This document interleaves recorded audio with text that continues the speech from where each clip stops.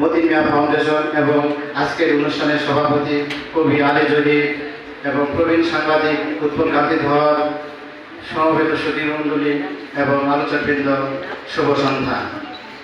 আব্দুল্লাহ মামুনের নাটক স্বাধীনতা উত্তর সমাজ জীবনের চালচিত্র ফুটে উঠেছে। তার যে অসামান্য যে নাটক, তার যে চলচ্চিত্র, এগুলো সবসময় কালোতীর্ণ যুগোপযোগী।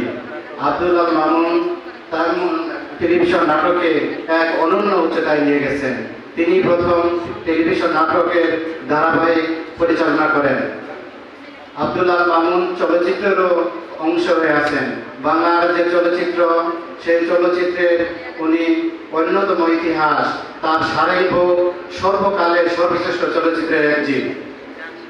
নতুন নতুন নাট্য নির্দেশক এবং অভিনেতা তৈরিত আব্দুল্লাহ মামুনের ভূমিকা অনন্য।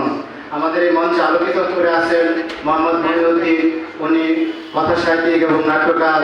উনি আব্দুল্লাহ মামুনের হাত ধরে দূর পর্যন্ত এসেছেন। এখানে উপস্থিত আছেন বিশিষ্ট কবি দিলদার হোসেন। উনি আব্দুল্লাহ মামুনের স্নেহধন্য। আমরা মনে করি আব্দুল্লাহ মামুনের যে কর্ম, এগুলো ওনাকে দীর্ঘদিন বাঁচিয়ে রাখবে। তার কর্মের মৃত্যু নেই। এখানে যারা অভিভাবক আছেন, অনেক শিশু কিশোর আছেন, আমি অভিভাবকদের অনুরোধ করব, আপনারা আব্দুল্লাহ মামুনের শিল্পকর্ম সম্পর্কে জানানোর জন্য অনুরোধ করব। আমরা জামালপুরের বাসিন্দা হিসেবে যদি আব্দুল্লাহ মামুনের শিল্পকর্ম, আমজাদ হোসেন, আনোয়ার হোসেনের এবং হাসান হাফিজুর রহমানের যদি তার সম্পর্কে না জানি, না চিনি, তাহলে বলতে হবে যে আমরা চাঁদ সূর্য না দেখার মতন। কারণ আব্দুল্লাহ মামুন নাট্য জগতে উজ্জ্বল নক্ষত্র।